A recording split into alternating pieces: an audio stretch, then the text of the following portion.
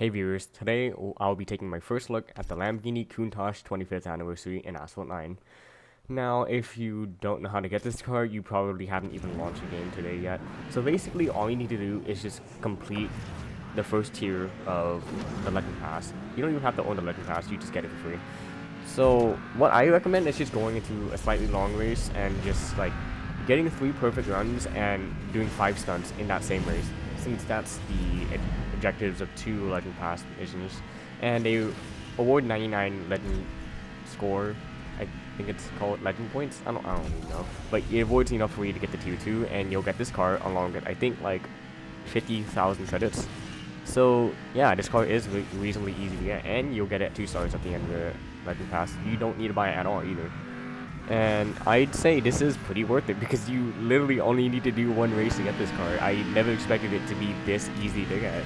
The only unfortunate part is we don't know if we're actually going to, be able to start this car up past 2 stars. But if we do, then, if you don't have any better Class D car, I do recommend going for this because I was pleasantly surprised by how fun this car was to drive.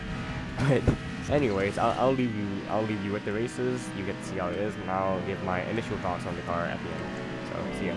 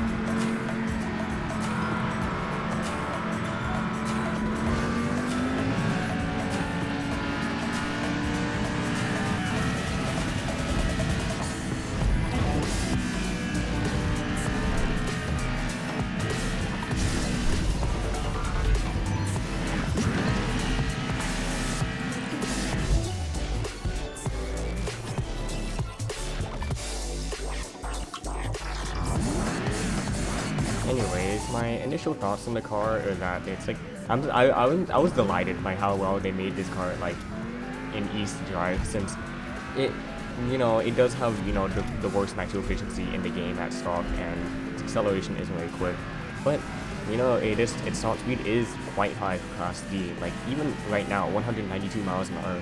That's faster than a lot of cars at Class D that are Golden Max too, and honestly almost as fast as some of the Class C cars. Now, the unfortunate part is the fact it is actually quite grounded, so your drift radius will actually suffer when you go on like just completely flat out, because well, your car will just sink in the floor. And when you go in terrain, your car does lose a lot of speed since it is colliding with the terrain a lot more. You can see this happen a lot more with like the Furai and the Continental GT3 and cars that are like those. So that's the only downside to this car, but otherwise the drifting is ironically really sharp, even for a stock Class D car, because you'd expect these to drift terribly at 1 star.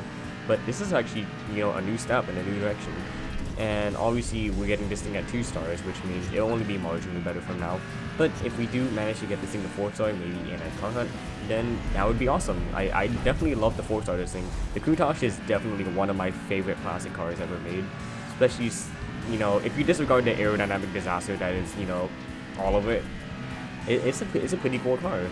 So yeah, I truly hope you enjoyed this short video, and maybe consider leaving a like, commenting, or even subscribing if you really want to. But that's all. See ya.